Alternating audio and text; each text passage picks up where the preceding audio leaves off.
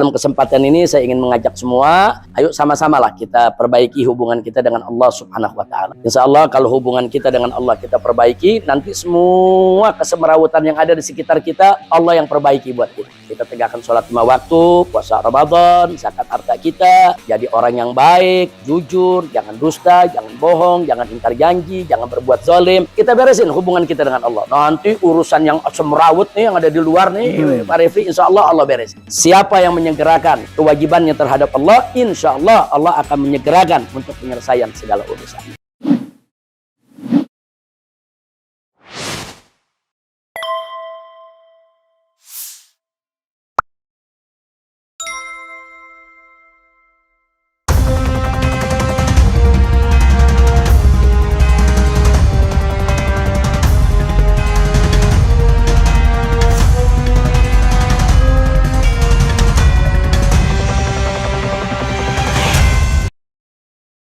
Assalamualaikum warahmatullahi wabarakatuh. Waalaikumsalam warahmatullahi wabarakatuh. Sobat RH sekalian, jumpa lagi kita di channel yang keren ini.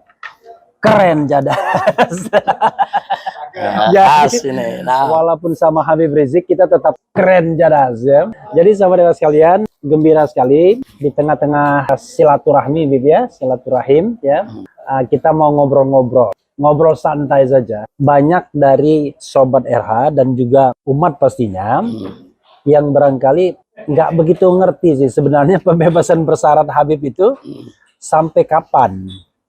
Nah, lalu kenapa kok pembebasan bersyarat? Jadi memang ini pertanyaan yang ringan, tapi kan orang perlu tahu kok PB konon katanya sampai Juni 2024. Nah itu dulu Bib, satu dulu Bib.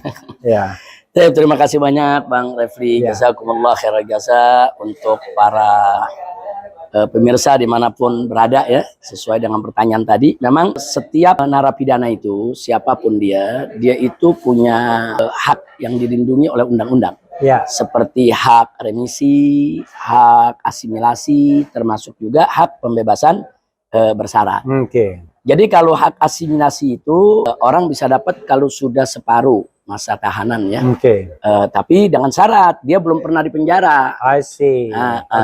Tapi kalau dia sudah pernah dipenjara, kayak saya kan udah beberapa kali nih baru masuk penjara, jadi nggak bisa dapat asimilasi. Nah kita baru bisa dapat pembebasan bersyarat. Nah pembebasan bersyarat ini artinya kita bebas keluar dari penjara, tidak ditahan, tapi ada syarat-syarat standar yang harus kita patuhi. Nah, jadi syarat-syarat ini bukan hasil negosiasi, bukan. Tapi memang peraturan hukum. Nah, di antara syarat apa? Umpamanya pertama kita tidak boleh melakukan pelanggaran hukum. Nah, itu satu. Yang kedua kita wajib lapor. Setiap 1 bulan sekali ke ke Bapas, ke Kejaksaan, ya kan? Kemudian badan pemasyarakatan. Badan pemasyarakatan. Yang ada di bawah Dirjen Pemasyarakatan dan ada di Kemenkumham. Iya. Nah, kemudian selain itu juga kita tidak boleh keluar kota kecuali dengan izin. Keluar kota itu berarti dari Jakarta. Dari Jakarta. Kalau untuk seluruh wilayah Jakarta kita bebas. Depok nggak boleh juga? Depok nggak boleh. Depok bukan Jakarta. Iya, Depok nggak boleh. Bekasi, Tangerang, itu nggak boleh. Jadi biar mereka. Jadi sebetulnya bukan dilarang Pak Refli ya, bukan kita dilarang keluar kota, boleh tapi dengan izin. Nah izin ini kan ada prosedur. Prosedurnya kita mengajukan surat permohonan. Alasannya tuh harus betul-betul bisa diterima. Itu begitu. Berapa hari biasanya izinnya? Biasanya kita mengajukan diproses dalam 1 minggu tuh diproses. Habib sudah pernah gunakan berapa kali? Sudah kita gunakan untuk membesuk istri. Saya punya istri kan sedang sakit, lebih banyak pemulihan perawatan kesehatannya di Sentul, bukan di Jakarta. Sentul itu Bogor berarti kan? Iya, karena di sana kan udaranya segar, ya kan? Situasi lebih bagus. Nah, maka itu kalau saya mau ke sana saya ajukan surat permohonan. Nah, alasannya apa? Untuk besuk istri karena istri sakit. Nah, kita mesti buktikan betul apa enggak sakit. Mana surat dokternya. Nah, kalau itu diterima, nanti mereka keluarkan surat izin. Udah berapa kali itu, Bib? Kalau untuk besuk istri tahun yang lalu itu kita dapat sebulan sekali. Sebulan sekali. Tapi sesuai ini ya, sesuai permohonan. Kalau kita nggak ngajukan permohonan, ya nggak dapat juga. Nggak mungkin juga. Kalau 2-3 bulan saya nggak ngajuin permohonan, ya nggak dapat. Ya, jadi artinya itu namanya pembebasan bersyarat. Cuma beberapa waktu yang lalu kan saya pernah katakan istilah tahanan kota. Nah, sebetulnya dalam konteks hukum kita nggak ada istilah tahanan kota. Secara de jure nggak ada. Tapi secara de facto, ya kan, pada tingkat praktek, ya kalau orang nggak boleh keluar kota kan namanya tahanan kota, Pak Refri. Jadi begitu. Nah, itu diantara mungkin bahasa halusnya ditahan di kota. Jadi itu yang kita nggak boleh. Nah, kemudian dalam pembebasan bersyarat itu, Pak Refri, kenapa sampai bulan Juni 2024? Karena memang ada undang-undang yang mengatur bahwa pembebasan bersyarat itu dihitung tambahan 1 tahun percobaan setelah masa tahanan kita berakhir. Masa tahanan berakhir. Masa tahanan sesuai vonis. Oh, Juni 2023. Jadi karena ditambah 1 tahun, jadi Juni 2024. Jadi kalau seandainya Habib dianggap melanggar hukum, itu Habib bisa ditahan kembali 1 tahun. Iya, kita harus menggenapkan tahanan yang 1 tahun yang kita ada di luar. Jadi walaupun misalnya nih, biar juga pemirsa tahu kan, tiba-tiba, wah, ini mau Juni 2024. Ini bulan sebelum Juni, Mei. Tiba-tiba Habib dianggap melanggar. Itu tetap 1 tahun lagi. Tetap 1 tahun. Oh, jadi begitu ya, sobat era sekalian. Tetap 1 tahun. Biar ini pemirsa nggak baperan. Tapi memang pembatalan bebas bersyarat itu juga ada prosesnya. Biasanya prosesnya mereka memberi peringatan. Nggak ujuk-ujuk main dibatalin. Biasanya mereka minta klarifikasi dulu. Jadi mereka minta klarifikasi kenapa begini, kenapa begitu. Nah, kita memberikan jawaban. Kalau jawaban-jawaban kita argumentatif, sesuai hukum, prosedur, biasanya hanya sampai peringatan aja. Habib pernah diperingatkan? Pernah, kita dapat peringatan, pernah. Berapa kali? Kita sudah beberapa kali dapat peringatan, tapi kan kita klarifikasi. Jadi contoh ya, seperti waktu reuni 212, ya kan? 212 itu kan dipertanyakan kenapa hadir. Kan memang nggak ada larangan saya hadir. Apalagi di 212 itu kan kita ada sholat tahajud, sholat subuh. Dan nggak ngomong politik. Nggak bicara politik, kita hanya bicara persatuan umat, begitu. Akhirnya mereka tidak beri peringatan. Tidak ngomong tapi politik mereka, dalam arti sempit. Tapi mereka memberikan himbauan. Himbauan dalam konteks kesehatan. Ya, karena ini kan waktu itu artinya kita baru pulih lah dari COVID ya, dengan kerumunan semacam itu. Saya dihimbau untuk lebih bisa menjaga kesehatan. Ya, kita welcome aja, kita anggap itu himbauan. Jadi intinya untuk pencabutan pembebasan bersyarat itu ada sidangnya juga, sidang TPP di Bapas. Jadi mereka klarifikasi dulu, tanya dulu kita. Nah, kalau memang melanggarnya sudah kelewatan, emang nyata-nyata pelanggaran hukum begitu, sudah ambil lagi. Itu diputuskan dalam sidang. Kalau sidang memutuskan cabut, ya cabut pembebasan bersyarat. Begitu cabut, kita dijemput, dimasukkan ke lapas. Jadi sobat daerah sekalian itu ya, nanti beliau ini baru bebas bener itu Juni 2024. Betul. Itu soal pembebasan bersyarat. Ketika interview ini dilakukan, ada sahabat yang sangat menghormati dan mengidolakan Habib. Bahkan di Refli Harun Channel itu, interview beliau yang menyinggung soal Habib, itu masih views yang terbanyak. Ada hampir 5 juta. Itu beliau adalah Liusung Karisma. Apa pesan Habib untuk barangkali menghibur keluarga atau juga sobat RH sekalian yang tahu bahwa Liusung Karisma itu orang yang baik. Kalau kita bicara kritis kepada pemerintahan kekuasaan itu kan demokrasi. Refli Harun juga suka ngeritik juga. Apa Habib pesan Habib?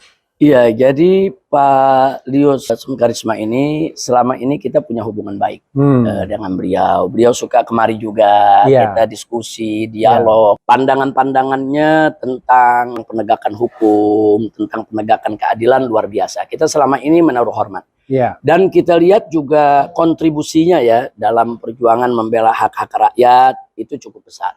Jadi tidak bisa tidak. Ya, untuk hal ini kita harus tetap mengapresiasi. Karena kan siapapun manusianya, apapun agamanya, kalau dia melakukan kebaikan-kebaikan, apalagi sifatnya untuk umum, untuk bangsa dan negara, harus kita apresiasi, harus kita hargai. Bahkan sampai-sampai karena saya lihat begitu banyak kontribusi kebaikan yang diberikan oleh Pak Lius ini, mendiang Lius ya. Itu kita banyak berharap semoga beliau dapat taufik dan hidayah, gitu. Ya kan, karena kan kita begitu ngelihat ada orang baik nih, saya sebagai ustadz ya, kita kalau ngelihat ada orang di luar Islam ya, ada yang baik, itu selalu kita kan, ya mudah-mudahan orang semacam ini dapat taufik, dapat hidayah. Paman Rasul ya, itu selalu yang kita harapkan semacam itu. Tapi untuk keluarga Parius yang ditinggalkan Parius sekarang, ya kita mau sampaikan. Tadi Paman Rasul Abu Thalib, ada ahlinya kemana nanti masalah Abu Thalib? Iya, paman Rasul kan di sana ada Abu Lahab, ya kan, yang memusuhi dan lain sebagainya. Tapi juga jangan lupa ada paman-paman Nabi seperti Abu Thalib yang semenjak awal dakwah Nabi selalu membela. Nah, jadi sekali lagi ya kita ikut kehilangan, yang selama ini ikut menyuarakan keadilan. Habib, ada pesan buat keluarga mungkin mendiang Lius Sangkurisma? Ya, saya pikir keluarga mendiang Lius Sangkurisma ini perlu melanjutkan, melanjutkan artinya karakter Pak Lius yang semangat membela yang benar, semangat untuk melawan kezaliman. Mudah-mudahan ini bisa tertular ya kepada keluarganya, anaknya, istrinya. Juga jangan sampai juga berduka terlalu berlebihan. Ya, kita semua ikut kehilangan, tapi ada nilai-nilai perjuangan yang dulu memang ditunjukkan oleh Pak Lius, ya perlu dijaga baik oleh kawan-kawannya, khususnya oleh para keluarganya. Oke. Ya itu yang mengenai untuk mendiang Lius Sangkurisma, sahabat mendiang Lius Sangkurisma. Ini Bib, yang ketiga ya. Saya mau tanya kegiatan Habib setelah pembebasan bersyarat mulai Agustus tahun lalu ya. Agustus tahun lalu sampai interview ini dibuat awal 2023 ini, apa saja yang Habib lakukan? Mungkin ada beberapa orang yang atau pemirsa sudah tahu, tapi mungkin akan lebih baik lagi dijelaskan. Kegiatan rutin yang saya lakukan semenjak saya bebas. Pertama, dakwah itu tetap kita lakukan. Hanya tentu dalam kemasan yang berbeda. Jadi dalam suasana pembebasan bersyarat, karena ada rambu-rambu yang kita tidak boleh langgar ya. Jadi kegiatan dakwah itu kita jaga juga. Jangan sampai kegiatan dakwah itu nanti dipahami atau disalahpahami oleh pihak-pihak tertentu yang akan mempersulit kita. Jadi prinsipnya dakwah kita tetap jalan seperti biasa. Saya tetap mengajar, ada santri-santri yang kita ajar, kita tetap buka kitab, kita tetap menyampaikan apa yang harus disampaikan dalam pendidikan Islam. Itu yang pertama. Yang kedua, kita juga membuka majelis pertamuan. Pertamuan. Ya? Pertamuan. Bukan petamburan. Enggak, petamburan, bukan pertempuran. Jadi majelis pertamuan di Petamburan ini. Jadi setiap hari Ahad itu banyak majelis-majelis talim kaum ibu dari berbagai daerah bersama para ustadzahnya datang. Kita sampaikan dulu beberapa butir nasihat-nasihat agama. Setelah itu para tamu memperkenalkan diri dan menyampaikan pesan-kesannya. Iya, dan saya lihat itu sangat efektif sekali ya dalam membina silaturahim, memperkuat ukhuwah. Itu bisa setiap hari atau hanya Sabtu Minggu aja? Dulu setiap hari. Pada saat 6 bulan pertama. Tapi saat ini sudah kita atur sedemikian rupa, untuk kaum ibunya hari Sabtu, untuk kaum bapaknya hari Ahad. Ya, jamnya dari zuhur sampai asar. Jadi intinya silaturahim. Silaturahim. Saya memberikan materi keagamaan sebentar, nggak lama. Setelah itu ya mereka menyampaikan kesan-pesannya. Biasanya yang mereka tunggu tuh momen foto-fotonya itu. Nah, biasanya itu di bagian akhir mereka ada foto-foto. Tapi fotonya foto bersama ya. Foto bersama ya. Kalau satu-satu kan ribet. Iya, nah itu di antara kegiatan. Di samping itu saya juga membuka silaturahmi ke tokoh-tokoh ya di seluruh Jakarta. Jadi kita datangi orang-orang tua kita, guru-guru kita yang di Jakarta ini kan banyak kan. Di Jakarta nih ada Kiai Haji Maulana Kamal Yusuf di Paseban sana, ada Kiai Haji Mahfuz Asirun di Cengkareng sana, ada Kiai Haji Munawir Asri di di Klender sana. Kemudian masih ada lagi insya Allah ke depan Kiai Syukron Makmun di Jagakarsa. Jadi semua orang-orang tua ini kita silaturahim, kita datangi. Karena kan saya udah nggak boleh keluar kota nih. Ya saya silaturahim keliling Jakarta aja Pak Refli. Jadi hikmahnya ya. Jadi mereka yang di Jakarta paling tidak hikmahnya adalah beliau lebih banyak waktu untuk bersilaturahmi di Jakarta. Betul. Nah di samping itu sisanya kita lebih banyak baca kitab sama nulis kitab. Kalau secara hitungan, Habib boleh sebenarnya menghadiri undangan di luar Pulau Jawa, misalnya seberang. Ya secara secara de jure saya boleh keluar kota, boleh keluar pulau, bahkan boleh keluar negeri, asal tapi izin. harus izin. Oh, tidak dapat izin. Tidak dan bisa. ada tingkatan. Kalau kita keluar kota dari Jakarta, ini izinnya cukup di tingkat Bapas. I see. Tapi kalau pergi keluar pulau, seperti ke Sumatera, Kalimantan, itu izinnya di tingkat Kanwil. Berjenjang. Nah, kalau keluar negeri, katakan mau umroh misalnya, nah, itu izinnya di tingkat kementerian. Iya, dan tentunya semakin tinggi tingkatan, itu kan memerlukan waktu yang cukup lama ya. Kalau di tingkat Bapas mungkin 2-3 hari minta izin selesai. Kalau tingkat Kanwil kan bisa seminggu, 2 minggu. Kalau tingkat menteri mungkin bisa sebulan. Asal jangan setahun aja. Kalau setahun. Jadi bukan nggak boleh, boleh. Umroh boleh. Kalau umroh alasannya apa? Oh, ini kan ritual keagamaan. Selama alasannya masuk di akal, atau kita mau keluar kota untuk apa? Berobat umpamanya. Karena di Jakarta nggak ada rumah sakit yang menangani ini. Saya harus di rumah sakit. Boleh, nggak ada masalah. Tapi semua harus pakai proses perizinan. Bib, ngomong-ngomong umroh, Bib, insya Allah ya, 2 hari setelah interview ini dilakukan, saya mau umroh, Bib. Alhamdulillah. Ya, jadi apa nasihat umroh makbulah? Ya, insya Allah. Apa nasihat Habib kepada umat yang barangkali mau umroh? Kalau haji kan nanti. Iya. Tapi kalau umroh, apa yang Habib nasihatkan atau Habib doakan? Ya. Biasanya kita kalau berhadapan dengan jamaah umroh yang ingin melaksanakan umroh, di samping yang kita ingatkan kepada mereka untuk tidak melanggar aturan-aturan ibadah umrohnya, tapi selalu kita dorong juga untuk mereka bertafakur dan tadabur, merenungkan dan memikirkan serta menghayati setiap perilaku mereka di dalam manasik umroh. Contoh, kenapa sih mereka mengelilingi Ka'bah? Kenapa sih mereka harus sa'i? Kenapa sih mereka harus cukur rambut? Nah, tentu kan di sana ada makna khusus. Kalau secara syariat ya memang kita lihat cukur rambut selesai berarti tahallul. Tapi kan di balik itu kan ada makna, ada makna yang tersirat. Contoh, pada saat kita mengelilingi Ka'bah 7 kali putaran, kan semestinya kita perhatikan bahwa kita dan seluruh umat Islam yang datang dari berbagai negeri. Dan itu mengelilinginya tuh melawan arah jarum jam dari kanan. Kalau sekarang yang kita lihat saat umroh itu, saat tawaf itu dari berbagai negeri. Suku bangsanya berbeda, bahasanya berbeda, bahkan mazhabnya juga banyak berbeda. Tapi menariknya mereka berputar dengan arah yang sama. Nggak ribut. Dengan jumlah putaran yang sama juga. Dan titik pusaran yang dikelilingi adalah satu titik saja, yaitu Ka'bah. Artinya itu kan satu pendidikan ilahi. Allah memberikan pendidikan kepada umat Islam bahwa engkau ini dari berbagai dunia, dengan berbagai suku, dengan berbagai budaya. Engkau sebetulnya harus bergerak sama, seiring, selangkah, melangkah untuk menuju satu titik. Satu titik itu adalah ridha Allah. Yang kemudian dilambangkan dengan titik Ka'bah tadi. Nah, seharusnya pada saat kita bertawaf, kita saat itu berikrar di hadapan Allah untuk menanggalkan pakaian perpecahan, pakaian permusuhan, pakaian perselisihan.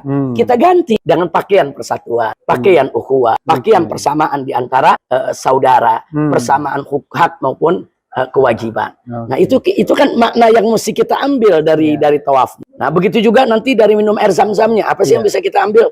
Begitu juga dari sa'inya antara Safa dan Marwah, begitu juga dari tahallulnya. Nah, ini yang saya maksudkan. Artinya jangan kita hanya mempelajari soal syarat, rukun, adab, wajib. Kalau itu kan hanya untuk keabsahan. Tapi untuk mengambil hikmah dari ibadah kita, perlu juga kita merenungkan kenapa begini, kenapa begitu. Dan itu sebenarnya setiap orang punya perenungan masing-masing. Betul. Dan bisa jadi satu orang mendapatkan sesuatu yang nggak didapat oleh yang lain. Dan perenungan-perenungan itu sangat penting, bisa menjadi sumber sugesti kita ke depannya. Nah, jadi kita tahu, oh kenapa saya umroh, oh kenapa saya minum air zam-zam. Gitu. Minum air zam-zam itu kan seolah-olah kayak kita berikrar kepada Allah. Air zam-zam ini kan air mulia ya, air mukjizat. Begitu kita minum itu kan seolah-olah kita berikrar, ya Allah, untuk memakai pakaian takwa, untuk memakai pakaian persamaan, persatuan. Tentu itu juga harus dimulai dengan diri kita, jangan menyentuh yang haram. Nah, jadi begitu kita minum air zam-zam, mestinya kita berikrar, ya saat air zam-zam ini masuk melalui mulutku, melalui daripada tenggorokan kerongkonganku sampai bersemayam di dalam perutku, ya Allah, mulai hari ini jangan ada lagi makanan dan minuman yang haram yang masuk bersemayam di dalam tubuhku. Nah, karena apa? Karena bagaimana kita mau bersatu, bagaimana kita mau bersaudara, bagaimana kita mau bertakwa, bagaimana kita mau semangat berjuang kalau badan kita nih masih berisi dengan yang haram. Karena makanan yang haram itu akan merusak jiwa. Orang kalau makan yang haram itu sulit diajak bersatu, sulit diajak mengaji, sulit diajak berjuang, sulit diajak untuk peduli dan hatinya keras dengan orang lain. Iya. Nah, jadi artinya kan minum air zam-zam bukan sekedar minum. Kalau sekedar minum kita bisa beli di condet, banyak orang jual air zam-zam. Beli, minum, selesai. Tapi kita minum di sana tuh ada makna, begitu. Itu air zam-zam itu nggak apa-apa ya dimandiin, orang cuci muka? Nggak apa-apa. Tabarukan nggak apa-apa. Tapi juga jangan sampai mubazir, jangan sampai terbuang-buang. Tapi untuk tabarukan nggak apa-apa. Boleh buat muka, boleh buat minum dan lain sebagainya. Itu dan air zam-zam itu kan sebetulnya di Makkah sana kan dibagikan gratis. Dibagikan gratis. Cuman memang dibatasi sekarang. Nggak kayak dulu. Dulu orang bisa ngambil bergalon-galon. Sekarang enggak. Untuk keselamatan penerbangan. Iya. Habib, waktu Habib di Arab itu di Mekah ya? Iya, itu ya? Di Mekah. 3 tahun ya? 3 tahun setengah. 3 tahun setengah itu Habib naik haji terus atau? Alhamdulillah, selama saya hijrah ke Mekah kemarin ini kita dapat 3 kali haji. 3 kali haji. Saya, istri, anak-anak, dan yang keempat semestinya seharusnya dapat itu kan COVID. Nah, jadi waktu COVID itu memang betul-betul dibatasi oleh pemerintah Saudi. Waktu itu kan cuma ada berapa 1.000 atau 1.500 orang yang boleh haji dan itu semua berjarak. Dan di tahun itu ya. Iya, kalau misalnya haji walaupun di lokal begitu itu tetap daftar juga ya? Kalau peraturan harus semua, walaupun itu orang Saudi sekalipun, itu mereka ada dicatat ya dalam database ya. Nah, mereka tuh boleh cuma 5 tahun sekali untuk haji gitu. Jadi memang sebetulnya ada yang namanya tasrih haji, izin haji. Jadi baik dari luar negeri maupun yang dari dalam negeri gitu. Ada izin. Kalau nggak ada izin ditangkap, dipulangkan. Bahkan kalau orang Saudi ada yang melanggar izin, andai kata ketahuan gitu melanggar izin, itu bisa ada kena sanksi denda atau penjara. Jadi Habib mengajukan izin terus gitu? Ya, kita selalu mengajukan izin. Ada proses. Mengajukan izin tuh ada proses. Nah, begitu kita dapat tasrih, kita bisa menunaikan ibadah haji. Kalau umrah? Sama lah dengan orang-orang di Indonesia. Kadang-kadang ada satu orang bisa haji 2-3 kali berturut-turut berapa tahun. Itu kan karena dia ngurus. Atau kadang-kadang hari ini dia ikut ONH, ya kan? Ternyata besok dia dapat undangan dari Raja Arab, ya kan? Hari berikutnya mungkin nanti dia dapat undangan dari kementerian. Biasanya saya lihat kawan-kawan yang hajinya beberapa kali ya karena ada kesempatan-kesempatan tadi. Kalau ONH sendiri kan sekali daftar sudah. Kalau umroh bisa berkali-kali? Kalau umroh bebas kecuali di saat COVID kemarin. Saat COVID kemarin memang semua harus daftar. Nah, kalau kayak kita nih ada apa ya? Ada semacam, kalau dulu kita ada apa sih itu? Ada aplikasi peduli lindungi. Nah di sana juga ada aplikasi khusus untuk umroh waktu musim COVID. Waktu di sana pernah kena COVID, Habib? Enggak, kita enggak. Kita sekeluarga alhamdulillah sehat walafiat. Hanya kita pernah mengajukan izin umroh pada saat COVID. Tapi nggak trauma kan bilang sehat ya? Repot juga nih bilang baik-baik saja diancam 10 tahun. Tuntutannya 6 tahun, vonisnya 4 tahun. Mudah-mudahan nggak terulang. Untuk ada diskon ya? Ada diskon di MA sana. Ini ada lagi Bib ya. Saya justru ingin menggali hal-hal yang barangkali belum pernah digali kan. Habib kan S3 ya sekarang ya? Alhamdulillah. Jadi Habib itu S1-nya dari mana? S1 kita dari King Saud University. King Saudi ya? King Saud ya? King Saud. Ibnu Saud ya? Bukan Ibnu Saud. Ibnu Saud lain lagi. Beda ya? Ada Universitas Muhammad Ibn Saud, ada Universitas Raja Saud. Raja Saud. Nah, ini yang rajanya King Saud University. Dulu namanya Riyadh University. Di Riyadh. Di Riyadhnya ya? Iya, di kota Riyadh. Dulu pertama dibangun namanya Riyadh University. Kemudian dirubah menjadi King Saud University. Pasti bahasa Jawanya canggih ya. King Saud University ini dia kalau di Indonesia kayak UI begitu ya. Artinya dia universitas umum, bukan universitas agama. Di dalamnya ada fakultas kedokteran, fakultas teknik, fakultas pertanian pun ada walaupun di gurun. Nah, dan juga ada nanam batu. Iya, ada fakultas tarbiyah. Nah, di dalam fakultas tarbiyah itu ada jurusan namanya Islamic Studies. Tarbiyah itu pendidikan ya? Pendidikan. Jadi Habib ngambil fakultas tarbiyah Islamic Studies. Jurusannya Islamic Studies. Spesialisasinya fikih dan usul. Oke, fikih dan usul ya. Ya, fikih itu hukum Islam, usul fikih itu bukan metodologi penggalian hukum Islam. Metodologi. S2-nya di mana, Bib? S2-nya di Malaya, University Malaya. Oke, Malaya University. Iya. Katanya ngambil soal Pancasila, tesisnya.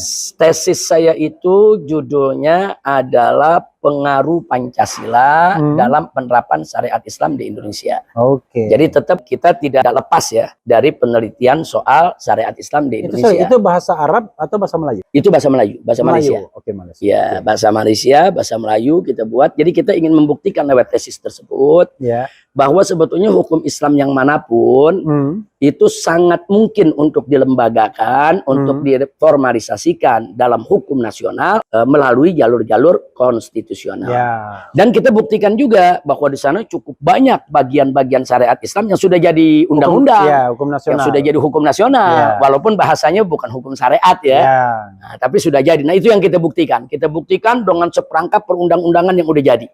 Yang kesimpulannya bahwa Pancasila itu nggak melarang pemberlakuan syariat Islam. Yang penting dilakukan melalui jalur konstitusional. Tapi sebagai tesis ya tentunya kan kita harus bahas dulu apa itu Pancasila, bagaimana sejarahnya, kemudian bagaimana posisinya dalam tata negara Indonesia. Kita harus bahas itu dulu. Setelah kita bahas itu, terus kita bahas juga syariat Islam, apa itu syariat Islam. Itu di jurusan apa itu, Bu? Di mana? Itu kita itu jurusannya tetap jurusan syariat. Jurusan kalau di Malaysia dia masuk filsafat ya. Tapi sebetulnya itu syariat. Jadi masternya tetap Master of Art. Itu tahun berapa Habib menyelesaikannya? 2000 berapa ya? Saya lupa. Kalau nggak salah 2012 ya. 2012. Ya, tapi itu memang kita menyelesaikan itu sambil jalan. Jadi begini ada ceritanya, Bang Refli. Saya dulu sering dakwah di Malaysia. Pulang pergi, nggak ada niat untuk ngambil S2. Nah, kemudian kalau kita ke Malaysia, kita kumpul sama kawan-kawan. Ada Dr. Adian Usaini. Ada Dr. Fahmi Zarkasi yang dari Gontor, ya kan? Kemudian ada beberapa kawan lah. Nah, mereka ini yang mendorong supaya saya ya sekalian aja ngambil S2. Begini, nah, kita diskusi, akhirnya mereka yang ambilkan formulir, mereka isiin, toto nama kita udah masuk di sana. Akhirnya ya sudah. Karena hasil diskusi kita bicara tentang penerapan syariat Islam dan juga tentang hubungannya dengan Pancasila di Indonesia, itu kita jadikan sebagai judul tesis. Dan kebetulan waktu itu ada Profesor Mahmud Suhdi, seorang profesor di University Malaya yang sangat ngerti soal Indonesia. Iya, jadi nyambung kita bicara. Stay di sana sempat atau enggak pulang pergi ya? Kita pulang pergi aja. Jadi kita ngambilnya inian by riset. By riset. Iya, jadi kita nggak mesti hadir di kelas. Iya. Nah, itu S2 ya 2012. S2. Fortunately, alhamdulillah ternyata ketika kemarin sempat di hotel. Di hotel bintang 7. Bintang 7 yang bikin pusing ya. Itu menyelesaikan disertasi. Betul. Nah, ujiannya di situ malah. Betul. Itu dari universitas apa? Sama universitasnya? Kita dari USIM, University Sains Islam Malaysia. Itu bahasa Arab atau bahasa? Itu bahasa Arab. Arab. Karena memang USIM ini kan universitas internasional. Jadi dia memberikan kita pilihan mau buat tesis dalam bahasa Inggris atau bahasa Arab. Ya, saya pilih dalam bahasa Arab karena memang lulusan S1 kita kan dalam bahasa Arab. Jadi saya pikir lebih bahasa Jawanya. Jadi itu yang kita ambil. Universitas Sains Islam Malaysia. Saya ngambil di filosofinya. Itu dari kota apa? Kuala Lumpur? Nggak jauh dari Kuala Lumpur. Nggak jauh dari Kuala Lumpur. Dia kota baru, nggak jauh dari Kuala Lumpur. Dan tarafnya memang taraf internasional. Dan rankingnya juga cukup bagus. Kemarin disertasinya soal apa? Disertasi saya itu, kalau judul bahasa Arabnya, Manahijut Tamyiz Baina Usuluddin wa Furu'uddin fi Syariah wal Aqidah wal Akhlaq Inda Ahli Sunnati wal Jamaah. Artinya sesama biskota dilarang saling mendalu. Jadi artinya Manahijut Tamyiz itu metodologi pemilahan antara usuluddin dengan furu'uddin. Jadi antara hal-hal yang sangat prinsip di dalam Islam dengan yang tidak boleh diperdebatkan dengan hal-hal yang memang merupakan rancah perdebatan di antara ulama soal fikih. Jadi kita ngambil metodologinya, bagaimana cara kita memilah. Oh, ini usuluddin, oh ini furu'uddin, oh yang ini nggak boleh diperdebatkan, oh yang ini boleh diperdebatkan. Oh, yang ini kalau memperdebatkannya bisa mengantarkan kepada kekafiran. Oh, kalau yang ini diperdebatkan wajar aja, selama ada dalil-dalil yang bisa dipertanggungjawabkan. Nah, itu kita pilih bagaimana metodologi itu dalam bidang akidah dan bagaimana metodologi tersebut diberlakukan dalam bidang syariat, serta bagaimana pula juga penggunaan metodologi tersebut dalam bidang akhlak. Tapi dengan batasan menurut Ahlus Sunnah wal Jamaah. Jadi supaya disertasi kita nggak meluas kemana-mana ya. Jadi kalau Ahlus Sunnah wal Jamaah itu bisa dibilang apa itu? Mainstream pemikiran atau satu mazhab atau jadi Ahlus Sunnah wal Jamaah kalau dalam dalam konteks akidah ya. Itu selama 1200 tahun lebih disepakati ulama itu akidah Asy'ariyah dan Maturidiyah. Itu udah mainstream. Mainstream akidah Ahlus Sunnah wal Jamaah itu bukan Mu'tazilah, bukan Khawarij, ya kan?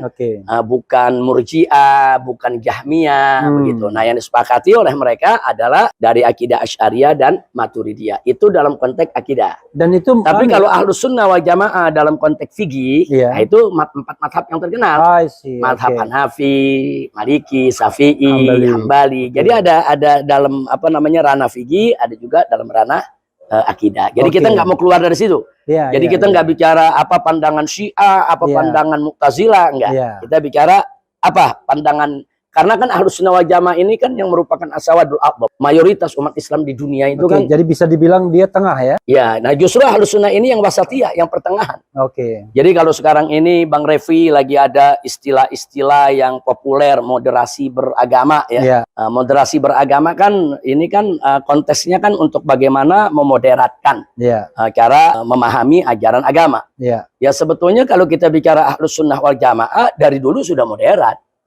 Moderat dalam arti kata iktidal, insof, moderat dalam arti kata wasatiyah, pertengahan, enggak ekstrim kanan, enggak ekstrim kiri. Jadi Islam dari awal turunnya memang sudah moderat. Islam dari awalnya memang sudah wasatiyah, sehingga sebetulnya enggak tepat juga kalau Islam ingin demoderasi karena memang udah moderat dari sananya. Begitu. Nah, jadi sekali lagi Ahlus Sunnah wal Jamaah itu adalah yang ajaran Islam yang moderat itu. Tadi bilang ini yang usuluddin sama yang furu'uddin ya? Furu'uddin. Itu contoh kasusnya, Bib, misalnya? Contoh kasus begini ya. Kita bicara umpamanya dalam bidang akidah. Dalam bidang akidah. Umpamanya kita bicara tentang Isra Mi'raj Nabi alaihi salatu wassalam. Ahlus Sunnah wal Jamaah semua sepakat bahwa Isra Mi'raj Nabi itu bukan khurafat, bukan khayalan. Bukan cerita fiktif, bukan dongeng. Tapi suatu peristiwa yang betul-betul terjadi. Sudah sepakat. Itu sepakat, nggak ada perbedaan. Itu namanya usuluddin. Kalau nggak percaya itu kufur. Bisa kufur kalau nggak percaya. Tapi di dalam peristiwa Isra Mi'raj ada hal-hal yang diperdebatkan oleh ulama. Contoh, Ahlus Sunnah, contoh begini. Ini Nabi waktu Isra Mi'raj, ruhnya saja atau ruh dan jasad? Ini kan konteks perdebatan. Ahlus Sunnah wal Jamaah hampir semua sepakat ruh dan jasad. Dua-duanya ya. Tapi di luar Ahlus Sunnah seperti Mu'tazilah itu berkeyakinan ruh saja. Nah, ini kan berarti di sini ada perbedaan. Dan ini bukan usuluddin. Ini furu'uddin. Tapi memang sama-sama dalam urusan akidah. Kan sama-sama urusan akidah. Sehingga perbedaan kita tentang Nabi itu Isra Mi'raj dengan ruh saja atau ruh dan jasad itu nggak boleh saling mengkafirkan. Kecuali orang nggak percaya Isra Mi'raj. Kalau orang nggak percaya Isra Mi'rajnya kafir. Tapi kalau orang berdebat soal ini ruh saja atau ruh dan jasad, nah itu perdebatan di konteks itu tuh perdebatan furu'ul akidah. Jadi ada usulul akidah, ada furu'ul akidah. Jadi ada akidah yang prinsip yang nggak boleh kita perdebatkan, tapi ada juga yang boleh diperdebatkan. Ini dalam akidah nih. Saya kasih contoh dalam syariat satu lagi dalam syariat. Seperti sholat. Ulama sepakat sholat 5 waktu itu wajib. Bahkan dia menjadi rukun Islam. Sepakat itu umat Islam itu usuluddin. Nggak boleh ada yang berbeda. Kalau ada mengatakan 5 waktu itu nggak wajib, bukan Islam dia. Nggak ada perintahnya di Al-Quran. Ada yang bilang begitu. Itu dia bukan Islam. Oke. Tapi dalam konteks sholat kan ada perbedaan. Tentang melafazkan niat boleh apa enggak. Soal baca bismillah dibaca apa enggak dalam suratul Fatihah. Kemudian soal ada yang sedekap, ada yang lurus. Soal itu memang furu. Nah, selama ada dalil yang bisa dipertanggungjawabkan, silakan aja berbeda begitu. Tapi kalau soal wajibnya sholat bukannya furu, usul. Begitu. Jadi walaupun dalam satu jamaah ada yang begini, ada yang sedekap, itu sah-sah saja, sesuai dengan keyakinannya. Jadi jangan juga dia ngarang-ngarang. Contoh, kita pernah ditanya, Habib, yang mana tuh yang benar antara yang sedekap dengan yang lurus? Dua-duanya punya dalil. Kalau dia begini kan nggak ada dalilnya. Kalau yang begini? Kalau dia begini nih nggak ada dalilnya. Kalau yang miring begini? Nah, kalau yang miring begini masih ada dalilnya. Masih ada dalilnya. Yang di atas pusar masih ada dalilnya. Yang agak naik ke dada masih ada dalilnya. Yang lurus ada dalilnya. Selama dia ada dalil yang bisa dipertanggungjawabkan, selemah apapun dalilnya, kita mesti hormati. Nah, seperti juga kalau tahiyat, ada yang mazhab Syafi'i kan nunjuk, diangkat, tunjuk depan, nggak digerakkan. Tapi kan ada yang digerak. Yang goyang-goyang gitu. Ya, ada yang digerak-gerakan begini. Ada. Masing-masing punya dalil, nggak usah diributin. Kecuali kalau begini nih, begini nggak ada dalil ya. Jadi maksud saya boleh berbeda tapi jangan ngarang-ngarang. Nah, kalau begini kan ngarang dia. Kalau tangan ditaruh begini lagi sholat itu kan ngarang. Kalau dihukum itu Anda boleh itu asal Anda punya dasarnya. Iya.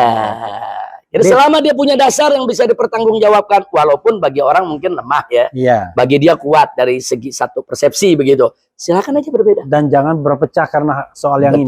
Nah, saya punya disertasi soal itu. Misalnya contoh tadi ya, soal akidah ya, kok bisa muncul sebuah perbedaan antara ruhnya saja atau ruh dan jasad? Itu kenapa? Misalnya dari apa? Saya begini, jadi begini Pak, kalau Mu'tazilah selain memang ada dalil hadis yang mereka pegang, mereka juga berpegangkan kepada logika. I see. Iya, mereka mencoba untuk memakai logika mereka karena ini kan perjalanan Nabi ini kan kalau kita pakai bahasa modern, ini kan menembus alam ini, menembus waktu ini. Nah, jadi mereka melihat pakai secara logika, mereka lihat badan fisik jasad nih nggak kuat untuk melakukan itu. Yang kuat melakukan itu adalah ruh. Iya, karena hitung-hitungannya di zaman sekarang aja kalau orang pakai motor gede dengan kecepatan tinggi itu kalau terlalu cepat juga akan bisa rontok. Nah, jadi itu kan pertimbangan logika. Tapi ada pertimbangan hadis di mana Sayyidatuna Aisyah radhiyallahu taala anha pernah diriwayatkan oleh perawi hadis bahwa beliau pernah mengatakan saat Nabi Isra Mi'raj, ma faqadtu jasada Rasulillah sallallahu alaihi wasallam hina usriya. Kata Siti Aisyah radhiyallahu taala anha, tatkala Nabi itu Isra Mi'raj, aku nggak kehilangan jasad Nabi. Jasad Nabi ada di sampingku. Begitu. Nah, ini menjadi dalil mereka, berarti Nabi jasadnya masih tetap ada di dunia tuh. Tapi hadis ini ditolak oleh kebanyakan ulama. Bukan faktor Siti Aisyahnya, tapi kan faktor perawi di bawahnya. Nah, yang kedua ditolak juga dari segi begini, ada kejanggalan. Kejanggalannya di mana? Nabi itu kan Isra Mi'raj masih sebelum hijrah ke Madinah. Sebelum hijrah ke Madinah, kan Siti Aisyah belum jadi istri Nabi. Tinggal serumah dengan Nabi kan ketika di Madinah, bukan ketika di Mekah. Di Mekah, Nah, jadi artinya kalau berdasarkan data sejarah, waktu Nabi Isra Mi'raj belum sekamar dengan Siti Aisyah, belum serumah. Dari mana bisa jasadnya ada di ranjang beliau? Nah, ini namanya ada sesuatu yang janggal. Nah, sehingga dalil itu ditolak. Nah, adapun ulama Ahlus Sunnah wal Jamaah menyatakan ruh dan jasad ya karena cerita Nabi. Nabi yang menyampaikan. Nabi menyampaikan, Nabi nggak pernah mengatakan ruh saya saja yang ini. Itu satu. Ada lagi dalil lain. Kalau andai kata perjalanan Isra Mi'raj itu dengan ruh saja, apa bedanya dengan mimpi? Begitu. Nah, yang kedua, kalau memang Nabi cerita soal ruh saja, itu orang-orang kafir Quraisy nggak bakal protes. Kalau Nabi cerita semalam saya ngimpi ruh saya jalan ke sana kemari, orang kafir nggak bakal protes. Sesuatu yang biasa kalau mimpi.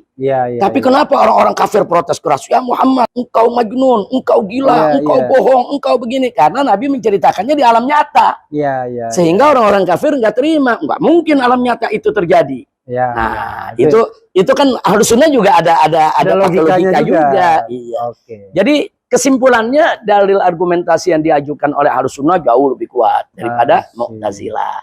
Tapi sungguh pun begitu, walaupun Ahlus Sunnah berpegang kuat kepada pendapat ruh dan jasad, Tapi Ahlus Sunnah nggak ngafirin Mu'tazilah. Hanya karena pendapat bilang ruh saja. Nah, ini kan wasatiyah namanya. Namanya Ahlus Sunnah tuh bersikap arif, bijak, nggak main bilang oh Anda punya pendapat yang menyebabkan kekafiran, enggak. Nah, jadi metodologi yang kita uraikan, kita paparkan dalam disertasi itu dengan tujuan supaya bisa jadi pegangan buat umat untuk membedakan mana yang pantas untuk dikafirkan, mana yang nggak boleh dikafirkan. Nah, supaya jangan gebrah jangan ngafir ini seenak-enaknya, beda dikit kafir, beda dikit sesat, beda dikit musyrik, nggak boleh. Bib, ini mewakili kegalauan saya sebagai orang awam ya. Saya orang awam soal agama. Kan Rasul itu beristri 9 ya? Iya. Itu kenapa, Bib? Maksud saya kan yang dibolehkan 4. Iya. Sorry. Jadi sebetulnya jumlah istri Nabi alaihi salatu wassalam semua ada 12. Oh, 12. Iya, hanya ada yang meninggal saat hidup Nabi, ada yang ditinggalkan oleh Nabi menjadi janda. I see. Iya, jadi yang kalau yang Nabi nikahi itu ada 12. Yang ditinggal mati oleh Nabi ada 9. Nah, berarti kan yang lain meninggal pada saat Nabi masih hidup. Terus ada catatan juga pada saat Nabi memperistri Khadijah sampai wafatnya Khadijah, Nabi itu melakukan monogami. Nah, jangan lupa tuh love story-nya Nabi dengan Siti Khadijah radhiyallahu anha yang luar biasa. Nah, kemudian begitu masuk fase berikutnya, sepeninggalnya Khadijah, ini ada nama-nama istri Nabi ini kita tulis. Yang ini nih, di sana Khadijah ya. Khadijah. Nah, ini yang kedua nih. Begitu Khadijah meninggal, Nabi kawin dengan Siti Saudah. Sayyidah Saudah. Habis Saudah baru Aisyah. Ya kan? Habis Aisyah baru Hafsah. Siti Aisyah putri Sayyidina Abu Bakar, Hafsah putri Sayyidina Umar. Kemudian berikutnya ada Zainab binti Khuzaimah. Itu. Ya, jadi yang keberapa tuh? Yang 1, 2, 3, 4, 5 ya. Yang keenamnya Ummu Salamah. Nah, habis Ummu Salamah yang berikutnya lagi tuh ada Zainab lagi. Zainab binti Jahash. Jadi istri Nabi yang bernama Zainab ada 2. Ada Zainab binti Khuzaimah, ada Zainab binti Jahash. Terus yang berikutnya ada Juwairiyah. Ya kan? Habis Juwairiyah Sofia. Habis Sofia di sana ada Romlah. Yang julukannya Ummu Habibah. Nah, habis itu baru Maimunah. Nah, ini kan 11. Yang terakhir Maria Al-Qibtiyah. Hanya begini, hanya Maria Al-Qibtiyah diperdebatkan. Jadi kebanyakan ulama mengatakan Maria Al-Qibtiyah itu setelah dihadiahkan buat Nabi oleh Raja Mesir, itu memang masih hamba sahaya. Setelah itu dimerdekakan oleh Nabi dan dinikahi, sehingga menjadi istri. Tapi ada sebagian ulama mengatakan enggak, Maria Al-Qibtiyah posisinya tetap sebagai hamba sahaya. Kan hamba sahaya kan dalam Islam boleh, kedudukannya kan halal, seperti istri. Ya, jadi dia walaupun tidak dinikah dengan syariat. Enggak perlu dinikah. Kalau hamba sahaya itu kepemilikannya tanpa akad nikah. Tapi bukan boleh ditidurin rame-rame. Yang boleh menyentuh dia hanya tuannya. Dan kalau sudah disentuh oleh tuannya mendapatkan anak, nggak boleh dijual. Jangan dijual karena dia kan harus merawat anaknya. Anaknya jadi anak tuannya. Jadi sebetulnya status mereka sama dengan istri. Dulu ya. Iya, ini kita sekarang udah enggak. Dulu kan memang ada aturan. Ada aturan seperti itu. Jadi bedanya kalau istri halal lewat akad nikah. Kalau hamba sahaya halal lewat kepemilikan. Dirinya dimiliki oleh tuannya. Tapi ada aturan-aturan yang nggak boleh disembarangi. Nah, jadi bagi mereka yang melihat Maria Al-Qibtiyah ini hamba sahaya, berarti istri Nabi cuma 11.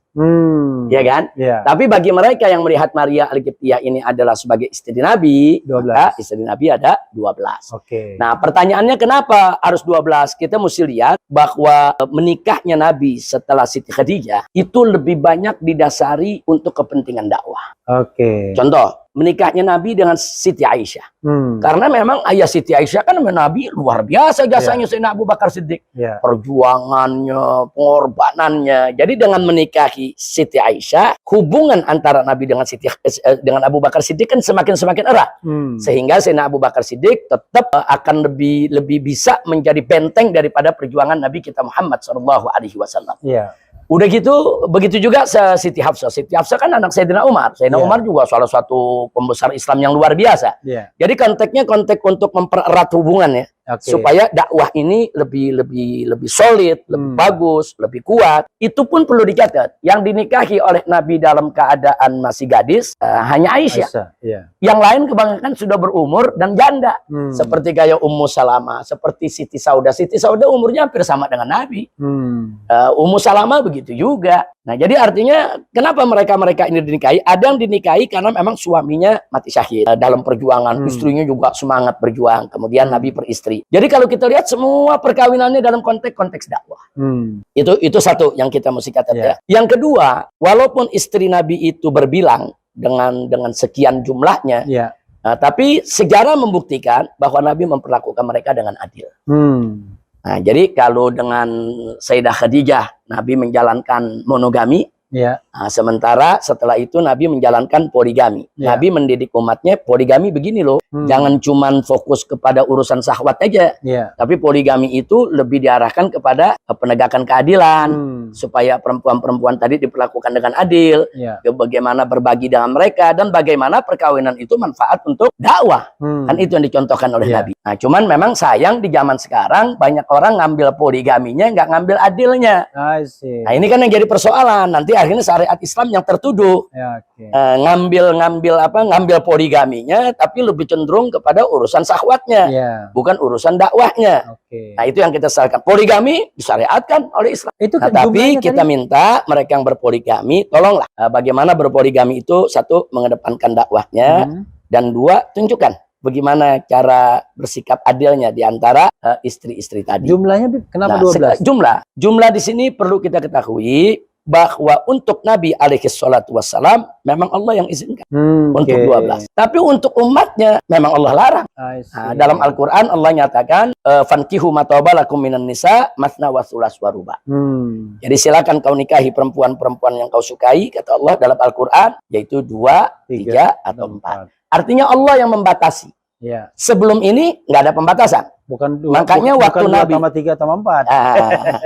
Jadi 9. Jadi memang sebelum itu kan nggak ada pembatasan. Pembatasan itu kan datangnya belakangan. Jadi ada sahabat sebelum masuk Islam dia punya istri cukup banyak. Begitu dia masuk Islam ditanya kepada Nabi, bagaimana? Nabi bilang, kau pilih mana istri yang kau sukai, cukup 4. Yang lainnya kau lepaskan secara baik-baik. Nah, jadi artinya itu namanya kalau dalam hukum tuh retroaktif itu. Jadi artinya begini ya, kalau Nabi kan ada hal-hal yang memang khusus buat Nabi, nggak boleh buat yang lain. Nah, jadi nggak semuanya kan disamakan, ada juga yang khusus buat Nabi. Dan beratnya hukum juga ada yang khusus buat Nabi. Contoh, bagi kita sholat tahajud kan sunnah. Nabi nggak boleh ninggalin tahajud. Bagi kita sholat tahajud sunnah, ninggalin tahajud kita kan nggak apa-apa. Tapi bagi seorang Nabi ninggalin tahajud ditegur sama Allah. Nah, jadi tahajud itu bagi Nabi itu seperti kewajiban gitu, di samping sholat lima waktu. Begitu juga kurban setiap tahun. Bagi kita kan sunnah. Tapi bagi Nabi wajib. Gitu. Jadi Nabi sendiri yang mengatakan ini wajib atasku, tapi nggak wajib buat umatku. Nah, jadi ada yang khusus buat Nabi, yang memang bukan tidak khusus buat umatnya. Tapi jangan melulu kita berpikir, oh ini enak tuh, Nabi kok istri bisa 9. Cuman dilihat soal perkawinannya. Dia nggak lihat soal lain, beban-beban yang diberikan oleh Allah kepada Nabi yang jauh lebih berat daripada umatnya. Nah, jadi kalau kita melihat siapa Nabi dan bagaimana aturan Islam, kita mesti lihat secara komprehensif. Kalau kita lihat secara komprehensif, kita bisa lihat, oh ya ini memang adil. Oh ya, pantas kalau Nabi dapat kekhususan semacam ini. Habib kok monogami? Sekelas Habib, Bu. Saya sangat mendukung poligami. Nah, saya sangat mendukung poligami karena secara syariat itu memang ajaran Islam. Dan itu memang yang dicontohkan oleh Nabi Muhammad SAW. Tapi dalam praktek kehidupan, saya ini kan sehari-hari kita berdakwah, kita berjuang. Dan berjuang kita, Pak Refli tahulah bagaimana berjuang kita nih, keluar masuk penjara dengan beban yang banyak. Saya pikir dengan kondisi saya seperti itu, monogami itu lebih tepat. Nah, jadi ini persoalan, bukan persoalan selera nggak selera, bukan. Ini persoalan untuk teknis maslahat dakwah. Iya, jadi jangan sampai nanti kita dakwah udah begitu berat, pikiran kita nih bercabang. Hanya mikirin istri yang 1, 2, 3, 4 begitu. Secara Habib bukan nabi kan ibaratnya kan Iya, gitu. kan kita sangat terbatas sekali. Nah, kalau nabi punya 12, wah nabi kuat fisiknya, kuat mentalnya, kuat ibadahnya. Nah, saya melihat kan kita mesti lihat diri kita, Pak Refli. Saya lihat wah kalau saya poligami saya nggak bakal bisa adil nih.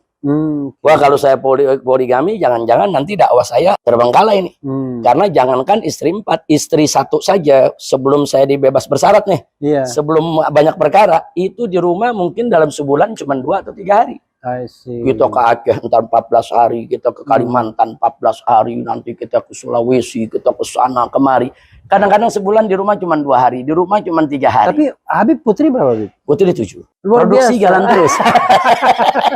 Jadi sebulan 2-3 hari tapi produksi jalan terus. Jalan terus. Sekarang udah punya putri. Tapi 7 itu putri semua ya? Putri semua. Dari 7 itu yang sudah menikah? 5. 5. Luar biasa ya. Punya menantu-menantu. Kita saat ini alhamdulillah Allah kasih amanat, kita saat ini sudah punya cucu 9. Allah. Dan sebentar lagi 12. Anak 3 lagi hamil. Oh. Jadi soal monogami poligami itu bukan soal selera suka nggak suka, bukan. Kalau bicara syariat, poligami adalah syariat Islam. Siapapun harus terima itu, mau laki-laki mau perempuan dia harus terima, itu memang aturan Allah. Nah soal orang mau jalankan nggak jalankan kan memang nggak diwajibkan orang juga untuk berpoligami. Nah tapi kalau saya diharamkan, jangan diharamkan. Tapi bisa jadi poligami bisa menjadi haram kalau niatnya untuk menzolimi. Kalau niatnya untuk menzolimi, kalau memang sudah ada niat dari awal nggak mau bersikap adil. Tapi monogami juga haram juga kalau niatnya nggak benar. Betul. Jadi sebetulnya intinya mau monogami mau poligami, bagaimana kita al-mu'asyarah, yaitu kita memperlakukan istri dengan sebaik-baik. Jadi tolong ya istri-istri dengarkan ya. Karena Nabi mengatakan begini dalam satu hadis, khairukum li ahlikum. Di hadis yang lain, khairukum li nisaikum. Artinya orang yang terbaik di antara kamu adalah orang yang terbaik perlakuannya kepada keluarganya. Dia riwayat yang satu, orang yang terbaik di antara kamu adalah orang yang terbaik memperlakukan istrinya. Bib, ini tidak hanya sekedar saya mau podcast, tapi saya ingin belajar nih. Kan keutamaan kan mendoakan orang tua ya. Tapi kalau orang tua sudah meninggal, selain mendoakan, apa yang bisa kita lakukan? Misalnya kita ingin berbuat baik tuh, masih ada kakak tertua misalnya begitu. Misalnya begitulah. Jadi begini, birrul waliden itu berbakti kepada kedua orang tua ya. Itu bisa kita lakukan sepanjang hidup kita, walaupun orang tua sudah tidak ada di samping kita. Jadi birrul waliden itu banyak macamnya, Pak Refli. Satu, kita tidak lupa untuk selalu mendoakan mereka yang sudah meninggal dunia. Kedua, ada beberapa jalan ibadah yang dibenarkan oleh Nabi untuk orang tua. Contoh, kita bersedekah atas nama orang tua. Oh, itu boleh setiap saat ya? Boleh. Kita membangun masjid, pahalanya untuk orang tua, amal jariyah. Boleh. Kemudian itu termasuk birrul waliden. Jadi birrul waliden kan bukan hanya doain aja, tapi ada amalan sedekah, itu kan amalan fisik, amalan harta yang bisa pahalanya kita persembahkan kepada orang tua. Belum lagi yang perlu kita tahu juga, di antara birrul waliden adalah dalam hadis disebutkan kita menyambung silaturahmi kepada orang-orang yang pernah baik dengan orang tua kita. Dengan kakak-kakaknya, dengan adik-adiknya, dengan sepupunya, dengan kawan-kawannya, begitu. Nah itu, itu dulu pernah bantu orang tua saya, itu dulu deket sama ibu saya, ibu saya susah, kita anggap dia ibu kita juga, kita berderma kepada dia. Itu termasuk birrul waliden. Kalau misalnya, jadi birrul waliden tuh luas. Bahkan orang-orang dulu di zaman Nabi, zaman tabi'in, itu saking birrul waliden, kalau punya anak dia kasih nama ayahnya yang udah meninggal dunia. Kan banyak yang begitu. Ayahnya siapa nih? Ayahnya umpamanya namanya Ahmad, ya kan? Dia namanya Hasan. Begitu punya anak, ayahnya udah meninggal dunia dikasih nama lagi Ahmad. Itu termasuk bagian dari birrul waliden. Dia kan ingin mengabadikan nama ayahnya. Dan itu malah sangat dianjurkan. Itu termasuk daripada segi birrul waliden. Nah, jadi birrul waliden itu bisa beraneka ragam. Kita jaga nama baiknya, kita doakan, kita ceritakan kebaikannya, kita sambung silaturahmi dengan orang-orang yang punya hubungan baik dengan orang tua kita. Kita sambung silaturahmi, atau kita membantu orang-orang yang dulu memang pernah bantu orang tua kita. Bib, ada satu konsep yang paling gampang diomongkan, tapi kita nggak ngerti kadang-kadang batasnya. Amar ma'ruf nahi mungkar. Kan itu problem kita kan, misalnya katakanlah begini, kita terhadap suatu pemerintahan, kita kan nggak pernah benci, nggak pernah nggak suka. Tetapi kan kita punya kewajiban, istilah saya itu kewajiban profetik, kewajiban kenabian, bahwa berdasarkan ilmu pengetahuan yang kita punya, walaupun saya kayak background saya hukum tata negara, saya merasa bahwa ya saya memang ngomong tentang kebaikan, iya, tapi saya kalau yang salah ya saya omong dong, misalnya. Nah itu kan kadang-kadang kan kita kadang-kadang sebagai warga negara, ya kan, dan sebagai seorang muslim, kita merasa apa iya ya kita selalu hidup dalam pertengkaran seperti itu. Tapi kalau kita nggak sampaikan itu salah, gitu. Gimana, Habib? Jadi begini, amar ma'ruf nahi munkar itu kalau dalam bahasa fikihnya disebut hisbah. Nah, hisbah itu sebetulnya wajib bagi mereka-mereka yang memang diberi tanggung jawab. Contoh, kepolisian itu kan diberi tugas untuk melawan kriminal, melawan kejahatan. Nah, itu amar ma'ruf nahi munkar di bidang itu memang kewajiban dia. Kalau dia tidak kerjakan, dia berdosa. Begitu juga kepala daerah, kepala negara, dia kan juga diberikan tanggung jawab untuk mengatur keuangan negara, untuk mengatur pengeluaran, pendapatan dan lain sebagainya. Dia harus jalankan itu dengan baik. Kalau ada anak buahnya yang nyeleweng, dia mesti cegah. Kalau tidak, dia berdosa. Nah, kenapa dia berdosa? Karena dia wajib. Dia punya tanggung jawab dan dia punya wewenang. Jadi kalau yang punya wewenang, itu hukum amar ma'ruf nahi munkar wajib. Adapun yang tidak punya wewenang, hukum amar ma'ruf nahi munkar itu nggak wajib. Karena kita tidak punya wewenang. Tapi jangan lupa, kalau sampai tidak ada yang menegakkan amar ma'ruf nahi munkar sama sekali, semuanya jadi dosa. Itu yang disebut fardul kifayah. Iya. Jadi kalau umpamanya soal apa nih, soal ketatanegaraan, kita lihatnya ada kemungkaran, nggak betul nih secara negara maupun secara agama ini nggak betul. Kemudian yang punya wewenang, yang punya tugas mestinya membenahi. Contoh yang punya wewenang seperti lembaga pengawasan kan DPR. Berarti kan tugas dia dong, mestinya mengawasi, tegur kalau ada kesalahan. Itu hukumnya wajib. Kalau komisi di DPR ya di bidang ini dia tidak mengomentari, dia biarkan saja, mereka dosa. Nah, tapi sekarang semacam Bang Refli nih. Bang Refli kan bukan menteri, bukan anggota DPR. Hukumnya fardhu kifayah. Kalau udah ada ahli yang lain yang menanggapi, kita nggak dosa, nggak menanggapi. Tapi kalau yang lain nggak ada yang menanggapi, yang punya kewajiban nggak menanggapi di DPR umpamanya, yang di luar juga para ahli tata negara nggak menanggapi juga, ya mau nggak mau Bang Refli harus ikut menanggapi. Karena kalau nggak dosanya rame-rame. Kalau misalnya, jelas ya. Jadi jadi yang punya wewenang itu fardul ain. Tapi yang tidak punya wewenang itu fardul kifayah. Zaman dulu waktu ada FPI dulu tuh, Forum Pembela Islam dulu. Mereka bukan fardul ain, mereka nggak wajib amar ma'ruf nahi munkar. Yang wajib polisi, RT, RW itu yang wajib untuk melakukan amar ma'ruf nahi munkar. Kalau semua diam, ya terpaksa kita harus mengerjakan amar ma'ruf nahi munkar. Karena kalau kita nggak kerjakan semua dosa. Nah kalau semua dosa itu yang bisa mengundang bencana, musibah dari Allah. Dan kalau bencana datang, ya bencana kan nggak nanya mana rumah kiai, mana bukan kiai.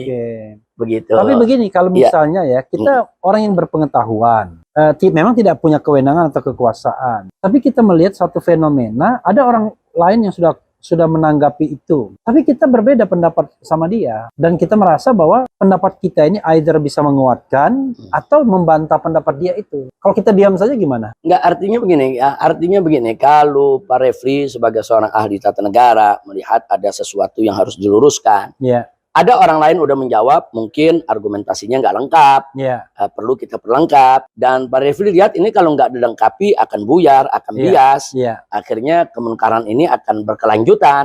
Kalau Pak Refli merasa ini memang bisa semakin bias dan semakin mudarat, ya wajib untuk meluruskan.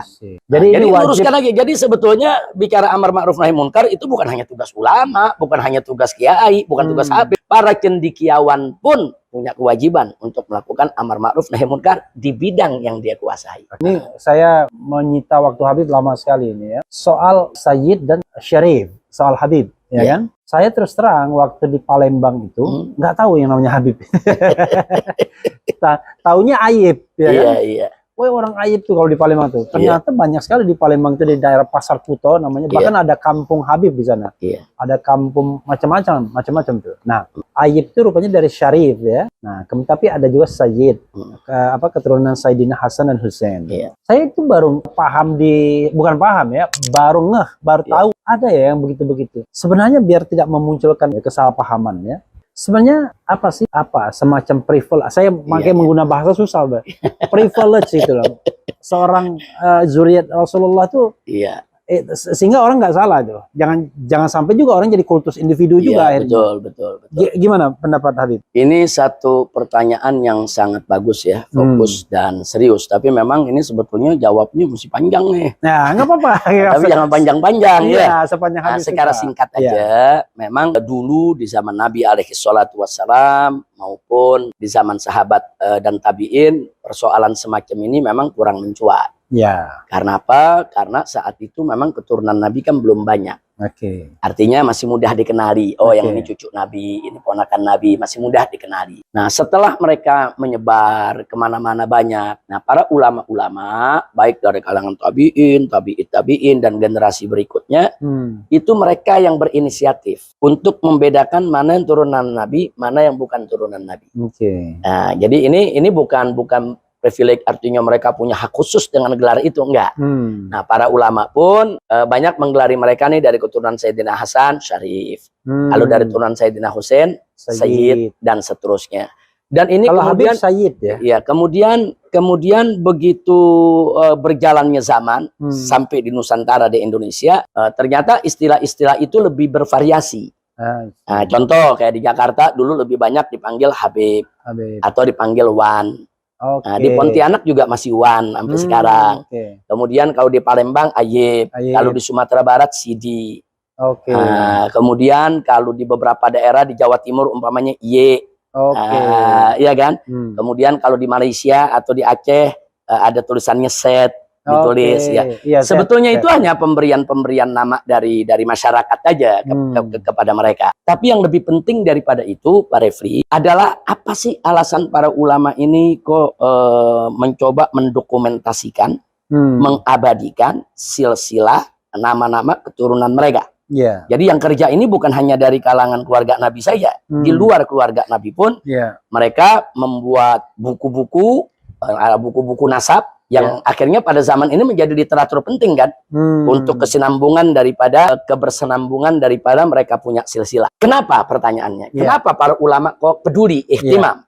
Jawabnya karena ada sejumlah hukum dalam syariat Islam yang berkaitan dengan hak dan kewajiban mereka.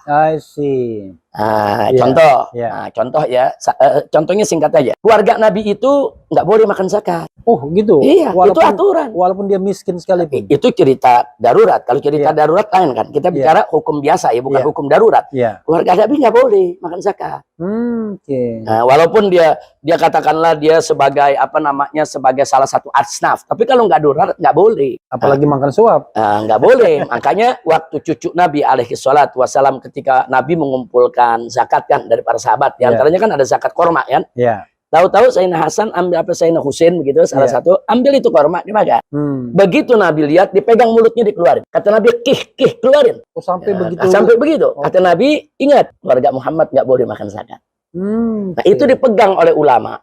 Jadi kalau silsilah mereka hilang, silsilah mereka tidak dicatat, suatu saat nanti habaib yang nggak tahu dirinya habaib, yang nggak tahu dong. Kalau dia habib, akhirnya dia makan zakat.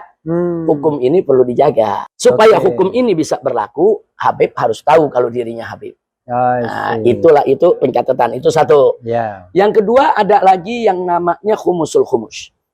Dulu di zaman Nabi, keluarga Nabi itu mendapat bagian dari pampasan perang. 1/25. Nah, 1/25. Itu mendapat bagian. Nah, di zaman Nabi itu dijalankan, dibagi-bagi. Di zaman Sayyidina Abu Bakar Siddiq, Umar ibn Khattab, Utsman ibn Affan, Ali ibn Abi Thalib, bahkan di zaman Muawiyah radhiyallahu anhum, di zaman Bani Umayyah, Bani Abbas, itu dijalankan. Itu hanya untuk keluarga Nabi, anak cucunya. Nah, otomatis keluarga mereka mesti dicatat dong di dalam satu diwan, satu pembukuan besar. Kalau nggak dicatat nanti bagaimana mereka mau dapat itu bagian?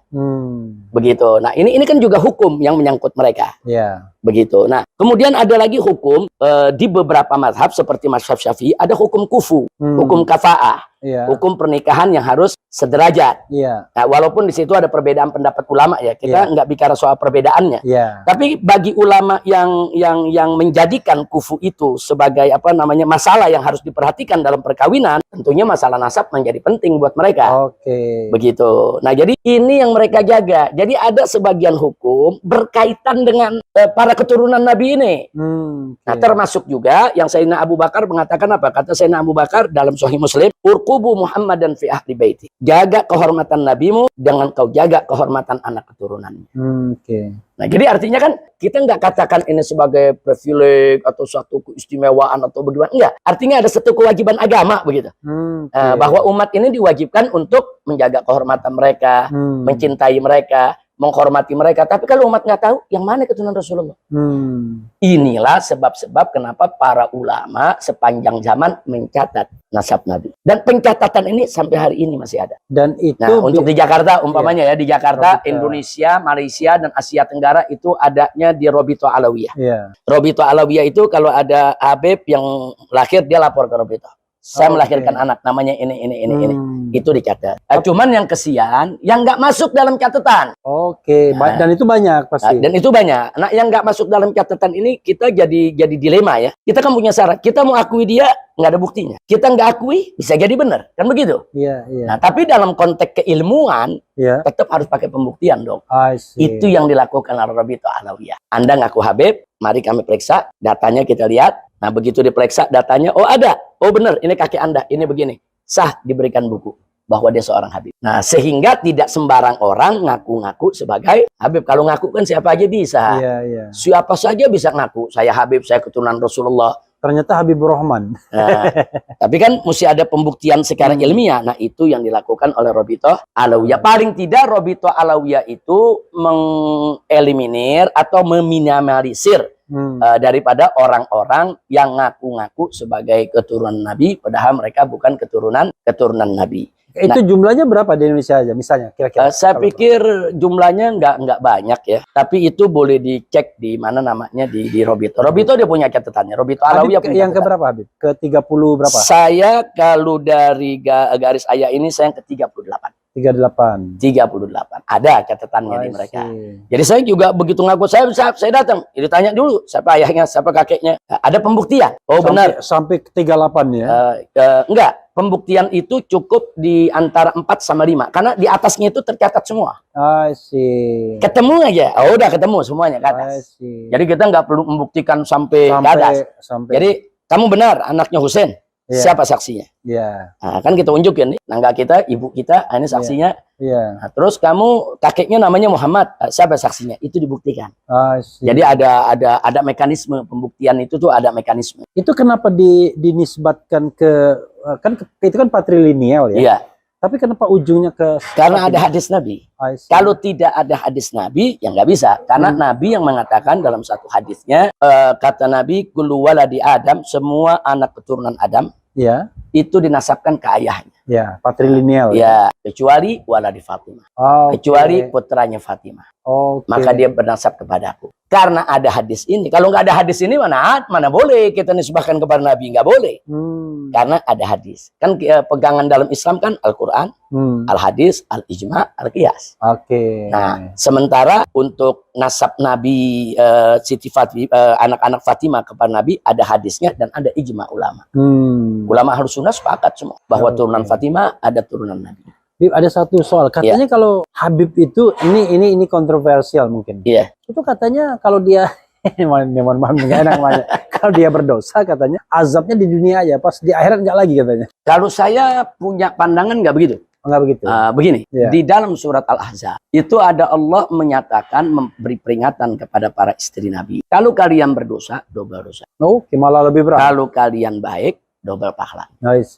Itu istri Nabi. Nah, para ulama mengkiaskan bahwa anak keturunan Nabi sama dengan istri Nabi. Jadi kalau kita pakai ayat itu, anak keturunan Nabi double. Dia berbuat baik, double pahalanya. Dia berbuat dosa, double dosanya. Oke, bukan malah dia bisa ini bebas. Ini yang saya selama ini pegang ini, saya ajarkan kepada anak-anak saya, murid-murid saya. Jadi jangan kemudian dia merasa, oh ini turunan Nabi ini nggak bakal masuk neraka, ini turunan Nabi ini boleh begini begitu. Nggak betul. Keturunan Nabi itu justru harus memberikan contoh yang memberikan contoh yang baik, dan mestinya dia lebih menjaga. Dia menjaga untuk lebih getol menjalankan kewajiban dan lebih takut untuk berbuat maksiat. Karena sebagai keturunan Nabi itu kan amanat. Itu yang mesti kita pegang. Jadi saya pikir kalau yang megang-megang kayak tadi tuh, itu memang orang malas ibadah tuh. Itu biasanya suka banyak ahli maksiat, na'udzubillah. Tapi yang jelas, yang perlu kita garis bawahi, pandangan-pandangan semacam itu berbahaya. Berbahaya bagi habaibnya dan berbahaya bagi para pecinta habaib juga.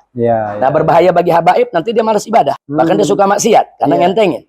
Bagi pecinta habaib juga berbahaya. Nanti kalau ada habaib yang berbuat maksiat, dia diamin. Nah, itu habib, nggak apa-apa.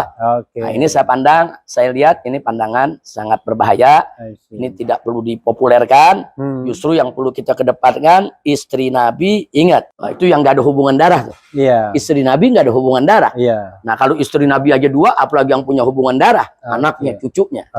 Nah, sehingga dengan pandangan pedoman semacam ini, insya Allah habaib akan lebih terkontrol untuk berbuat yang lebih baik. Tapi saya punya himbauan nih, apa namanya, Pak Refli.